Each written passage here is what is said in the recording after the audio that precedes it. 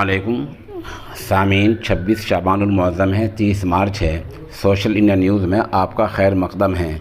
ख़बर का उन्वान है यूपी बोर्ड की 12वीं क्लास का अंग्रेज़ी का पर्चा रद्द। आज 30 मार्च है। आज ये अंग्रेज़ी का पर्चा होना था, ये इम्तिहान आज रद्द हो गए हैं।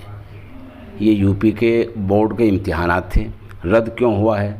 इत्तला में बताया गया है कि अंग्रेज़ी का पेपर लीक हो गया है, पहले लीक हो गया है। लीक होने की वजह से यानी पर्चे का पहले ही पता चल गया सवालात क्या हैं।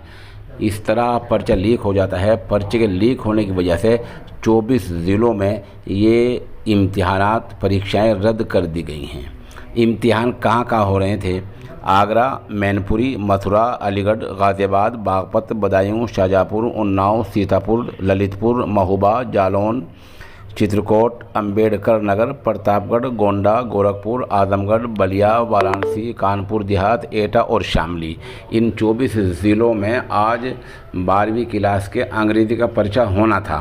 लेकिन जैसे ही पता चला कि पर्चा लीक हो गया है तो आला अफसरान ने इम्तिहानात रद्द कर दिए हैं और मामले की जांच जारी है। आगे ये पर्चा कब होगा, अभी अगली तारीख नहीं दी गई है।